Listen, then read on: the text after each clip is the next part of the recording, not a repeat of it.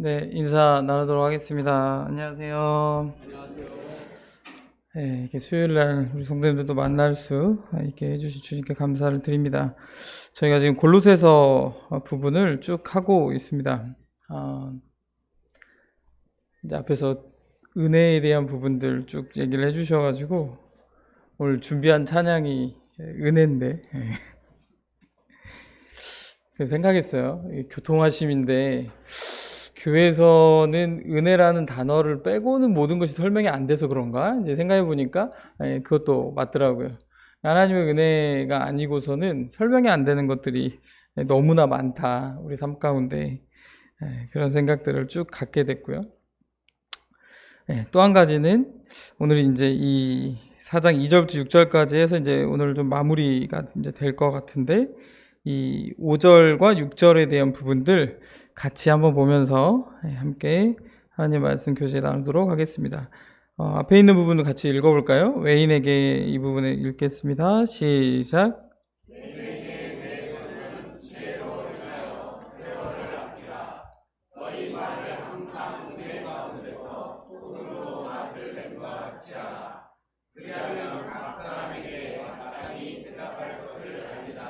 여기 이제 말씀과 같이 지난 시간에 5절 이렇게 나누면서 믿지 않는 사람들에 대해서 우리가 아무리 판단해봐야 의미 없다 말씀드렸어요. 그들을 향해서 세월을 아껴라. 기회와 그 시간은 다시 오지 않는다라는 부분들을 쭉 말씀을 교제를 했습니다. 그런데 그 중에 가장 어떻게 보면 1번이 돼야 될 것이 이제 6절에 등장을 하게 되는데 그게 무엇이겠습니까? 오늘 가장 많이 우리 성도님들 각자가 다 많이 사용했을 건데 무엇이겠습니까?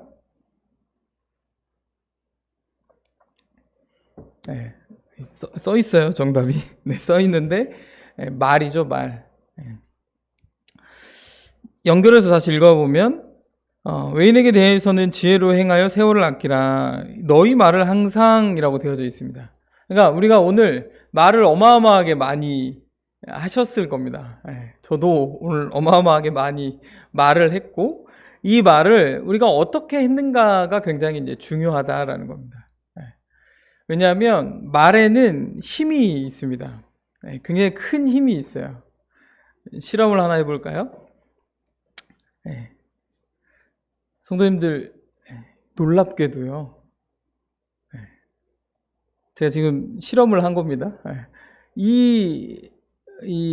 제 억양과 감정과 어떤 단어를 섞었을 때 귀를 통해서 우리 성도님들의 제 말이 들어가고 그러면 어떤 반응이 일어납니까? 반응하기 싫어도 뭐가 놀랍지? 라는 생각들이 내가 말하기 싫은데 자, 그래갖고 이제 그런 실험 많이 해요. 자, 지금부터 절대 코끼리 생각하지 마십시오. 절대 코끼리 생각하시면 안 됩니다. 그 사막에 있는 어디 이제 잡혀오는 코끼리 절대 생각하지 마세요. 하면 다 지금 코끼리 생각하고 계실 거예요, 아마. 그러니까 말의 힘이라는 건, 이게 단순히 그냥 말로 끝나는 게 아니고, 말이 들어오게 되면 우리의 생각과 우리의 마음과 우리의 행동까지 지배할 수 있습니다. 예를 들어서, 이걸 할까 말까 고민했는데, 제가 그냥 설명을 드릴게요. 제가 큰 소리로, 야라고 하면 예고하지 않고 하면 이 소리가 말이 들어옴으로써 아니 저 어린 놈의 것이 이렇게 생각하실 수도 있고 도대체 왜 저러는 거야? 뭐 생각하실 수도 있고 뭔 이유가 있나? 이렇게 생각할 수도 있고 그러면서 몸이 놀래시면 떨림이 이제 찾아오게 되죠. 뭔 얘기를 하려고 도대체 저러나? 막 이런. 그러니까 이 말의 힘이라는 것은 굉장히 강합니다. 단순히 그냥 말 한마디, 우리가 나누는 대화, 이 정도 수준이 아니고 이곳의 어떤 분위기, 또 우리 가정의 상황, 직장에서의 어떤 많은 환경들을 변화시킬 수 있는 게 바로 이 말이다라는 겁니다. 그러니까 여기에서 외인에게 대해서 세월을 아끼라고 하면서 너희 말을 할 때 이 성도들에게 너희가 말을 할 때 항상 이렇게 해라라는 부분에 대해서 우리에게 교훈을 주고 있는 것이다 라고 볼 수 있습니다. 그래서 성도들의 말에 대해서 복음을 위한 삶을 5절에서 굉장히 강조했고 기회가 오지 않을 수 있기 때문에 그러니까 말을 항상 어떻게 표현하느냐 그리스도인들의 언어 생활이 얼마나 중요한가에 대한 부분을 여기서 이제 강조하고 있습니다. 그래서 우리가 구원받은 이후에 우리가 변화하는 것이 행동이다라고 설명드리지만 거기에 앞서서 선행되어질 수 있는 외형적인 변화 중에 하나가 바로 이 말인 거죠, 말. 그러니까 행동도 분명히 변하지만 이것보다 조금 더 앞서서 변하는 우리 이제 성도들끼리 볼 때 저 사람이 진짜 믿는 사람이구나라는 것에 대해서 알 수 있는 부분 중에 하나가 이 언어이다라는 겁니다. 그래서 내가 언어 생활을 어떻게 하느냐가 구원받은 전후로 변화가 얼마나 있느냐가 결국에는 성숙한 그리고 경건한 그리스도인의 모습을 보여주는 척도가 되기도 한다라는 겁니다. 예수님을 믿는다고 하신 우리 성도님들 고백하신 분들이 오늘 동안에 그러실 분 없으니까 내 입 밖으로 상스러운 말을 10회 이상에 하셨다. 그러면 내 마음 가운데 무엇이 자리 잡고 있는가 고민해 보셔야 된다라는 거예요. 혹여 한 번이라도 내가 그런 생각과 말을 내뱉거나 했다면 내 마음 가운데 무엇이 도대체 자리 잡고 있어서 그러는가에 대한 고민을 하셔야 된다라는 거예요. 왜냐하면 이 말씀 그대로 우리가 읽어봐도 그 말은 항상 우리가 사용해야 되는데 그 말을 쓰는 데에 어떤 지침적인 부분에서 두 가지가 우리 마음 가운데 우리를 이끌어내는 말로서의 두 가지 지침을 항상 따라야 된다라고 말하고 있습니다. 그 중에 이제 첫 번째를 좀 바꿔서 이제 설명을 드려보면 뒤에 있는 구절에 보시면 너희 말을 항상 은혜 가운데에서 어떻게 하라고요? 소금으로 맛을 낸 것 같이 하라 이렇게 되어져 있거든요. 그래서 그리스도인들의 언어 생활에서 첫 번째 지침 중에 하나가 소금으로 맛을 내는 것과 같이 언어 생활을 가지셔야 된다라는 거예요. 나중에 헬라어를 쭉 따라가 보면 맛을 낸다라는 부분들로 시작된 이게 이제 번역마다 좀 차이가 있어서 개역 한글에는 이제 다르게 이제 쓰여져 있는데 이걸 이제 쭉 헬라어로 찾아가다 보니까 맛을 낸다라는 건 어떤 의미냐라고 봤더니 적절하게 하다라는 의미를 담고 있고 또 가지런히 만들어낸다라는 것의 의미를 담고 있다라고 합니다. 그래서 결국엔 우리가 소금으로 맛을 낸 것 같이 우리의 언어 생활을 해야 된다라고 한다면 여기 이제 나온 것 같이 적절하게 잘 말할 수 있어야 된다라는 거예요. 근데 우리는 항상 후회를 하는 것 중에 하나가 그때 그 말을 했어야 되는데 그러니까 적절하지 못한 말을 했거나 꼭 말을 했어야 되는데 말을 못 해가지고 적절한 때에 말을 했어야 되는데 말을 못해서 후회하는 경우들이 있다라는 거죠. 그래서 우리 그리스도인들에게 주어지는 부분 중에 첫 번째가 이와 같이 해야 되는데 그래서 이제 왜 굳이 이 서신서에 소금이라는 단어를 사용했을까에 대한 이제 퀘스천을 좀 가져보게 됩니다. 여기 이제 이 골로새 이 교회의 위치 자체가 사실은 바다하고는 그렇게 가까운 거리는 아니거든요.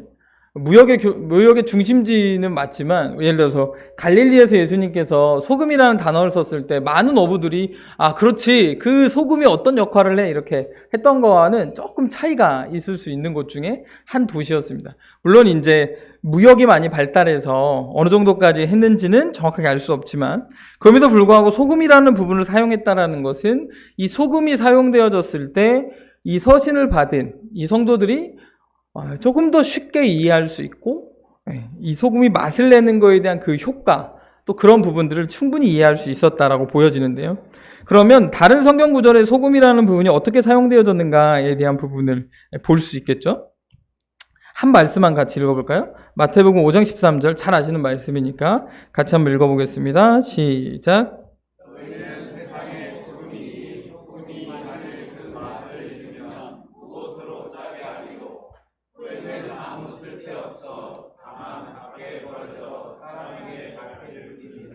소금의 역할에 대한 부분들을 분명하게 이야기하면서 그 중에 하나 특히 이 어부들이 많이 사용했을 때 이 소금을 통해서 그 맛을 잃게 하지 않으려고 하는 어떤 부패 방지의 목적으로 많이 사용했었다라는 것을 볼 수 있는 구절입니다. 에스겔서 말씀에도 제가 읽어드릴게요. 네가 난 것을 말하건대 네가 날 때에 내 배꼽줄을 자르지 아니하였고 너를 물로 씻어 정결하게 하지 아니하였고 내게 소금을 뿌리지 아니하였고 라고 하면서 깨끗하게 하는 데 있어서 소금이 사용되어진다에 대한 부분을 이 에스겔서 말씀을 통해서 또한 볼 수 있습니다. 그리고 이제 세 번째가 레위기 2장에 나오는 부분인데, 이때만 하더라도 이제 마을 생활을 하고 있지 않았죠. 이스라엘 백성들이 이 장막 생활을 하고 있을 때의 상황에서 뭐라고 되어져 있냐면, 내 모든 소재물에 소금을 치라. 내 하나님의 언약의 소금을 내 소재에 빼지 못할지니 내 모든 예물에 소금을 드릴지니라 라고 하면서, 예물을 드릴 때 이 소금에 이제 같이 드리고 또 같은 사용처에 대한 부분들을 레위기서를 통해서 분명하게 제시하고 있다라는 겁니다. 이건 물론 이제 정착 생활이 아니고 이 장막 생활 가운데 이제 있었기 때문에 이 당시엔 더더욱 소금이 이제 중요했었다라는 부분을 또 볼 수 있죠. 그러면 이거와 함께 이제 그리스도인의 언어 생활에 대한 부분들을 조금 더 확대 해석해서 우리가 이제 생각해 보면, 결국 그리스도인들의 우리 언어의 습관이 이 세 가지에 대한 부분을 담아내면 굉장히 그리스도인다운 언어를 하고 있다라는 겁니다. 그 중에 첫 번째가 뭡니까? 세상 사람들은 말로써 죄를 짓는 것에 굉장히 익숙하다라는 겁니다. 굉장히 익숙해요. 우리나라에서 가장 욕을 많이, 지금 현 시점이라고 해야 될까요? 통계는 아닙니다. 제일 많이 욕을 먹고 있는 사람이 누구일 것 같으세요? 그 생각하시는 그 여사님 맞습니다. 그 여사님이 욕을 아마 지금 제일 많이 먹고 있지 않겠냐. 근데 세상 사람들은 아무 생각 없이 또 아무렇지 않게, 또 어떤 사람은 신념을 가지고 어떤 사람은 가치관을 가지고 말로써 죄를 짓는데 굉장히 익숙하다라는 겁니다. 어떻게 하시겠어요? 따라 하시겠습니까? 네. 저도 최근에 이제 들었어요. 여기 그때 간담회 갔다 온 얘기를 했던 것 같은데, 간담회 갔다 왔더니 이제 그 보건복지부 장관 그 주제로 열리는 뭐 토론회라고 해서 갔더니 막상 가보니까 대통령 부부가 와서 이제 보건복지 관련된 어떤 정신건강 관련된 어떤 간담회를 했었다라고 하면서 또 막 이제 얘기를 하는 거죠. 본 모습에 대해서 뭐 이런 얘기를 합니다. 그럴 때 어떻게 하시겠어요? 그리스도인으로서 같이 해야 됩니까? 그리스도인들의 언어 생활에서 말로써 죄를 짓는 것을 방지하는 역할들을 우리 그리스도인이 한다면, 그런다 해서 그걸 말하는 사람은 혼내자가 아니라 적어도 같이 동조함으로 같이 죄 짓는 것에 대한 하나님 앞에 꺼리낌을 우리는 예방할 수 있어야 된다라는 것이 첫 번째 있다라는 겁니다. 두 번째는요, 예수님 믿지 않는 사람들은 말로써 굉장히 사람들의 마음을 이렇게 상처를 주게 하기도 하고 사람의 마음을 굉장히 아프게 만들기도 합니다. 근데 그리스도인들의 언어 생활은 그렇게 상처받은 자들에게 조금 더 상처가 되지 않도록 오히려 좀 더 정화되는, 조금 더 아름답게 만들어지는 그 이 깨끗함의 활동들이 우리의 언어 생활을 통해서 나타날 수 있어야 된다라는 겁니다. 세 번째는요, 우리의 언어 생활을 통해서 하나님께 드리는 언어 생활이 우리 가운데 이루어져야 된다라는 겁니다. 그래서 그리스도인들의 언어 생활은 사실 비그리스도인들, 또 예수님을 믿지 않는 사람들과 동일하게 나타나면 별반 다를 게 없는 그리스도인들의 신앙생활의 모습이 믿지 않는 사람에게 나타날 수밖에 없다라는 겁니다. 누군가를 욕할 때 같이 욕하고, 또 누군가 말로써 죄를 짓는 것에 대해서 같이 그렇다라고 인정하고, 그리고 내가 드리는 어떤 표현들이 하나님 앞에 거룩하게 드려지는 예배 생활과는 먼 언어 생활이 이루어진다면 별반 다를 바가 없게 된다라는 겁니다. 그래서 이제 자주 경험해요. 당사자가 없으니까. 가족들의 예화를 자꾸 들잖아요. 당사자가 없으니까 얘기해보면. 저희도 마찬가지거든요. 아침에 혹시 아침에 일어나자마자 나 기분이 되게 좋다, 이런 분 혹시 성도님들 계세요? 혹시 있으시면 비법을 좀 알려주시면 좋을 것 같은데, 누구나 다 다운되어져 있어요. 되게 별로 유쾌하지 않습니다. 아침에 일어나서 직장에 나가야 된다라는 거 굉장히 쉬운 일이 아니죠, 우리에게. 근데 거기다 대고 어린 이제 누군지 잘 모르겠지만 내가 알아서 할게 뭐 이렇게 얘기를 한다라는 거예요. 신경 쓰지 마, 알아서 할게 뭐. 어떠시겠어요? 우리 여기 이제 그리스도인이시니까 마음이 그렇게 하더라도 나는 옳게 얘기해야지. 이런 마음이 드실 수 있잖아요. 예. 근데 저는 그 순간, 듣는 순간, 예. 어딘지 모르겠어요. 어딘지 모르는데 뭐가 막 올라와요. 막 이렇게 막 팍 올라와요. 근데 다행히 감사하게도 그날만큼은 입 밖으로 뭔가를 내뱉지 않았다. 감사한 일이죠. 거기에 대고 최근에 이제 계속 이 어떤 상담에 대한 고민들 이런 것들을 하니까 그때 가서 이제 그렇게 얘기해서 화장대 앞에 이제 있는데 가서 뭐라고 얘기했냐면 너가 그렇게 얘기하니까 아빠가 참 당황스럽다. 이게 비폭력 대화의 방법이거든요. 속은 안 그런데 속은 진짜 이게 진심은 아닐 수 있는데 언어는 그렇게 했다라는 거예요. 그래서 되게 당황스럽다. 혹시 아침부터 어떤 무슨 일이 있는 거니? 이제 이렇게 물어보기도 하고 나의 지금 나의 느낌과 감정을 표현한 거죠. 그렇게 하고 부드럽게 얘기하면 그래도 그 날 아침은 나름 평온하게 넘어갑니다. 아니 내가 10분 동안 뭐 이렇게 누군지는 모르겠지만 머리를 묶고 있는데 머리가 안 묶어져서 짜증이 났다 이렇게 얘기하거든요. 그러면 이제 거기다 대고 그런 걸로 짜증을 내는 게 아니라 그럴 수 있겠다. 그럴 수 없죠, 속은. 네, 그럴 수 없는데 좋게 넘어가야 되니까 아침을 기분 좋게 해야 되니까 그럴 수 있겠다. 근데 말에는 아까 이제 말씀드렸잖아요. 그리스도인의 언어 생활에는 말은 힘이 있기 때문에 어디에서 어떻게 말하느냐에 따라 달라질 수밖에 없다는 겁니다. 직장에서도 마찬가지거든요. 실수한 직원한테 일을 이따위로밖에 못하냐 이렇게 얘기하면 분위기가 벌써 그냥 이렇게 얼음장이 돼요. 근데 그렇게 얘기하는 게 아니고 그 부분에 대해서 조금 더 그리스도인답게 어떻게 이야기할 수 있느냐가 우리 성도님들이 있는 곳의 어떤 분위기를 다르게 만들 수 있다는 겁니다. 근데 그러기 위해서 두 번째 지침이 뭐냐면 제가 이걸 좀 뒤바꿔서 말씀을 드렸는데 너희 말을 항상 어떻게 하라고요? 여기 써 있어요. 너희 말을 항상 어떻게 하라고요? 은혜 가운데서 해야 된다라는 겁니다. 이게 기본적인 지침으로서 있으면 우리는 말을 더 부드럽게 또 말을 더 그리스도인답게 할 수 있습니다.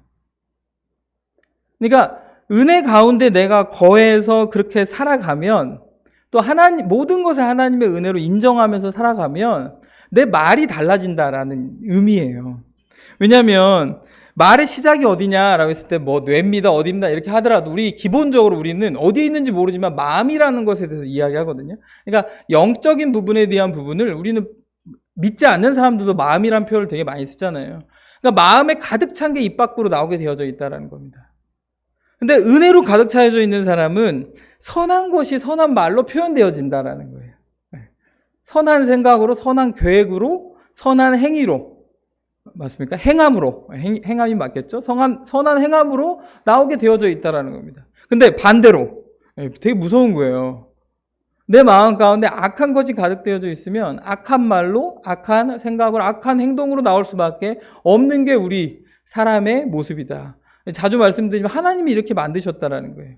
어떻게 만드셨다? 마음 가운데 가득 채워진 걸 가지고 하나님 앞에 드리도록 만들었다라는 겁니다. 근데 이걸 누가 잘못 사용해요? 내가 잘못 사용하니까 악한 것이 가득함으로 하나님을 멀리 떠난 거지. 하나님께서 우리 인간들을 만드실 때 가득 찬 걸로 자주 말하도록, 자주 생각하도록, 자주 계획하도록 하셨다라는 그 인간의 창조의 진리는 결코 변함이 없겠죠. 그렇기 때문에 우리 마음에 가득 차져 있는 게 무엇이냐가 굉장히 중요하다라는 겁니다. 그래서 은혜로 가득 차여져 있으면 여기 써놨는데 이 단어 누가 만들었는지 제가 자주 활용하는 단어잖아요. 은혜 가운데 우리가 마음 가운데 가득 차여져 있으면 뭐가 안 나옵니까? 원불교가 안 나온다. 원망, 불평, 교만이 안 나온다라는 거예요. 내 삶이 하나님의 은혜다라고 인정되고 그러는 순간 그러면 자연스럽게 우리의 말이 힘이 있고 그 분위기를 변화시킬 수 있고 가정의 상황을 학교의 상황을 직장의 상황을 다 변화시킬 수 있다라는 겁니다. 그러면서 믿지 않는 자들에게는 저 사람 참 저 사람과 대화하면 기분이 좋아 이런 평가들을 믿지 않는 사람들이 이제 내리게 되겠죠. 그리고 그를 통해서 우리는 아까 5절에 나와 있는 것과 같이 세월을 아끼고 우리에게 주어진 기회를 놓치지 않고 복음을 전할 수 있는 그리스도인으로서 살아갈 수 있게 된다라는 겁니다. 그래서 이제 준비한 찬양이 예.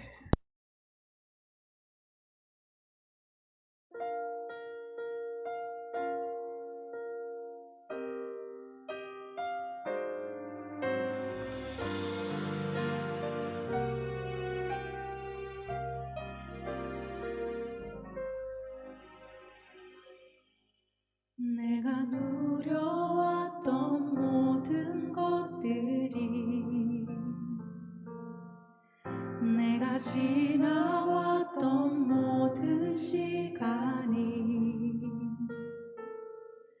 내가 걸어왔던 모든 순간이 당연한 것 아니라 은혜였소. 아침 해가 뜨고 저녁에 노을 봄의 꽃향기와 가을의 열매 변하는 계절의 모든 순간이 당연한 것 아니라 은혜였소.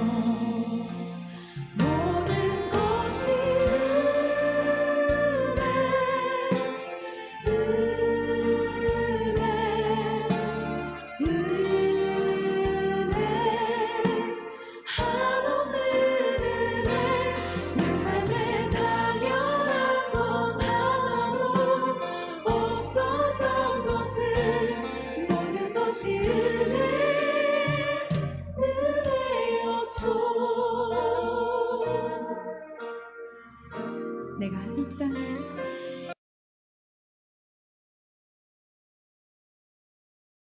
우리 가운데 거하면 우리가 그리스도인으로서 살아가는 우리의 언어 생활이 달라질 수밖에 없고, 그리고 그 뒤에 있는 구절이 우리 삶 가운데 이루어진다라는 겁니다. 다시 한번 읽어보면, 같이 한번 읽어볼까요? 너희 말을 읽겠습니다. 시작. 너희 말을 항상 은혜 가운데서 소금으로 마실 것 같이 하라. 그리하면 각 사람에게 마땅히 대답할 것을 알리라. 네, 그리하면 각 사람에게 마땅히 대답할 것을 안다라고 되어져 있거든요. 그러니까 우리가 하나님의 내 삶이 하나님의 은혜로서 받아들이고, 그리고 이 소금으로서 아까 이 세 가지에 대한 부분들, 이런 언어 생활들이 이루어지면 믿지 않는 사람을 만났을 때 어떻게 대답해야 되지? 어떤 말을 해야 되지? 이게 아니고 그냥 그 은혜 가운데에서 내 삶 가운데 모든 것이 이렇게 나오게 된다라는 겁니다. 그래서 갑자기 생각나는데, 그때 지난번 간증으로 좀 부끄러운 간증을 말씀드렸었는데, 그 직원하고 이제 있을 때마다 이제 자꾸 이제 신경이 쓰여요. 그래가지고 어제도 저녁에 이제 가가지고 일하려고 하는데, 그 직원이 그 얘기를 하더라고요. 아니, 왜 이렇게 남자들은 공감을 잘 못 해주는지 모르겠다고, 왜 이렇게 감정이 없는지 모르겠다고 이제 얘기를 하시는 거예요. 그래서 잘 됐다. 하나님이 그렇게 만드셨어요. 얘기했죠. 이제부터는 제 언어의 습관이 복음을 전하는데 초점을 맞춰서 해야겠다. 하나님께서 그렇게 만드셨다. 뭐 말도 안 되지 않은 듯이 쳐다보면서 왜요? 왜 그러냐면 두 명 다 부부 이시니까 부부 사이 중에 둘 다 감정적이면 어떤 문제가 생겼을 때 침착하게 대응할 수 있는 사람이 없게 된다. 그러니까 적어도 둘 중 한 명, 특히 남자를 그렇게 이제 만드셨다에 대한 설명을 쭉 하면서, 물론 이제 다 받아들이진 않았지만, 그럼에도 불구하고 이제 이 언어에 대한 생각들이, 때가 될 때 어쨌든 하나님을 전해야겠구나, 때가 될 때 무언가를 해야겠구나에 대한 부분을 생각하면서, 받는 자는 어땠을지 몰라도 저에게는 이 말씀이 이루어진다라는 겁니다. 각 사람에게 마땅히 대답할 것을 우리에게 주신다라는 거죠. 그래서 우리의 언어는 사실 평소에 모든 게 이루어집니다. 가정에서 어떻게 믿지 않는 사람과 믿지 않는 가족과 생활했을 때 어떻게 대화하느냐가 하나님께서 그 어느 순간에 귀하게 사용하실 거라는 거예요. 나의 언어를 통해서, 나의 어떤 전함을 통해서 귀하게 사용하실 건데, 이건 평소에 준비가 잘 되어져 있으셔야 한다라는 겁니다. 평소에 준비가 안 돼 있는 언어 습관으로는 복음을 전할 때마다 우리를 위축시킨다라는 거예요. 굉장히 한없이 작아지게 만들 수 있다는 겁니다. 그러니까 그리스도인다움 언어 습관이 필요하고요. 그러려면 이런 마음을 갖고 신앙생활을 하셔야 된다라는 겁니다. 같이 한번 읽어볼까요? 서로 여기 있는 부분 읽겠습니다. 시작. 서로 마음을 같이 하며 높은 데 마음을 두지 말고 도리어 낮은 데 처하며 스스로 지혜를 취하라. 아무에게도 악으로 갚지 말고 모든 사람 앞에서 선한 일을 구하라. 네.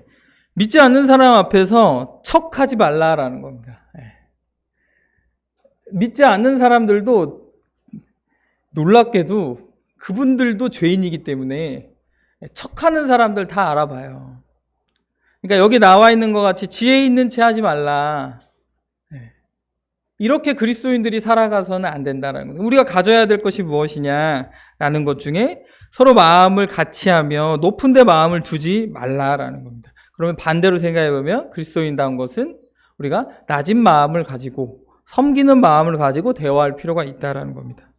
지혜 있는 채 하지 말고 악으로 갚지 말라. 악을 악으로 갚는 건 너무나 당연한 세상의 이치입니다. 모든 법은 그렇게 되어져 있어요. 당한 만큼 갚아야 된다라고 되어져 있습니다. 근데 그리스도인들은 이렇게 살지 마라. 모든 사람 앞에서 선한 일을 도모하라 라고 되어져 있습니다. 두 번째, 이런 마음을 가지셔야 된다라는 겁니다. 읽어보겠습니다. 시작. 그릇 더러운 말은 너희 입 밖에도 내지 말고 오직 덕을 세우는데 세움되는 대로 선한 말을 하여 듣는 자들에게 은혜를 끼치하라. 왜 많은 사람들이 더러운 말을 입으로 이렇게 내뱉게 되느냐? 어린아이들이 그래요. 어린아이들 키우시다 보면 어릴 때 보면 말을 막 이제 뜨게 되고 막 친구들하고 말을 많이 하면서 뭔가 강한 말, 웃긴 말, 이런 말들을 엉뚱한 말, 이런 말을 하면 친구들이 막 웃어주거든요. 근데 그런 말들이 죄와 관련된 말들을 아무렇지도 않게 했을 때 친구들은 막 웃어준다라는 겁니다. 예를 들어서 제일 많이 하는 표현 중에 하나가 아이들 막 똥 얘기하면 엄청 좋아하잖아요. 그리고 이제 누군가 한 명의 아이가 어떤 친구들 앞에서 뭔가 욕을 했을 때도 마찬가지로 친구들이 막 저게 무슨 말이야 하면서 막 웃어준다라는 거예요. 그러니까 더러운 말을 입 밖으로 왜 내뱉느냐. 사람들이 굉장히 호기심을 갖고 또 누군가 앞에서는 호감을 살 수도 있는 이런 표현들이 되어질 수 있기 때문에 그리스도인으로서는 이렇게 하지 마라라고 분명하게 얘기합니다. 이것도 세상적인 유혹과 동일할 수 있다라는 거예요. 그래서 우리의 입은 오직 덕을 세우는데 사용되어져야 되고 선한 말을 하여 듣는 자들에게 은혜를 끼치는 데 사용하시기를 성경 말씀을 통해서 우리에게 전하고 있다라는 겁니다. 마지막 읽겠습니다. 시작. 너희 마음에 그리스도를 주로 삼아 거룩하게 하고 너희 속에 있는 소망에 관한 이유를 묻는 자에게는 대답할 것을 항상 준비하되 온유와 두려움으로 하고. 항상 준비하고 계시다가 말할 타이밍이 되면 입으로 이렇게 말씀하셔라. 어떤 걸요? 소망에 관한 이유에 대해서 누군가 묻거든 그것에 대해서 대답하고 말로 표현해 주셔라라는 겁니다. 그리스도인들의 언어 생활이 굉장히 중요합니다. 우리의 복음은 평소에는 행동으로 전하고 있지만 결정적인 상황에서는 말로 전하셔야 된다는 거예요. 복음 집회가 있는데 내가 아무리 선을 베풀고 아무리 좋은 모습을 보였고 아무리 해도 초대하지 않으면 나에게 맡겨주신 하나님께서 나에게 맡겨주신 그 영혼이 복음을 들을 기회를 놓치게 된다는 겁니다. 결국에는 말로써 무언가를 결정을 지어야 된다는 거예요. 그렇기 때문에 우리 성도님들께서 하나님을 아는 바른 지식과 또한 하나님을 경험하는 그런 감정과 또한 하나님을 섬기는 그런 실천의 그런 과정들을 통해서 바른 성경의 부분들을 실천해 나가시기를 함께 기도하겠습니다. 기도하고 말씀 마치겠습니다.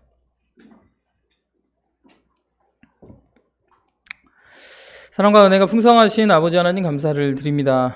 이 시간 주님의 은혜로 모였고 모이는 가운데 하나님의 말씀을 같이 나누었습니다. 누군가는 간증으로 또 누군가는 복음으로 또 누군가는 하나님의 말씀으로 함께 교제하게 되는데 이 모든 교제를 통해서 주님께서 우리에게 주시는 교훈과 또 성령의 충만함을 경험하는 시간 될 수 좀 되도록 주님께서 이 마무리를 기억하여 주시었고 또한 돌아가서의 삶을 주님께서 주장하여 주시기를 간절히 바라옵나이다. 우리 그리스도인다운 언어 생활을 통해서 우리가 복음을 전하며 또한 우리가 가지고 있는 소망을 전하는 우리 근분교회 모든 성도님들 될 수 있도록 주님께서 항상 함께해 주시기를 간절히 바라옵나이다. 누군가는 물을 수 있습니다. 우리가 믿고 있는 하나님이 궁금할 수도 있으며 또한 우리가 왜 이렇게 교회 생활을 충성스럽게 하는지 좀 궁금할 수 있습니다. 우리가 준비된 자로서 이러한 모든 것을 바른 언어를 가지고 전할 수 있도록 주님께서 항상 함께해 주셨고 또 우리가 부족한 지혜를 채워주심으로 지혜롭게 모든 것을 전할 수 있도록 주님께서 함께해 주시기를 간절히 바라옵나이다. 아버지 하나님께 우리 삶을 맡겨드려오며 주님께서 항상 함께해 주시기를 간절히 바라올 때 우리를 사랑하시는 주 예수 그리스도의 이름으로 기도를 쌉나이다. 아멘. 네, 감사합니다.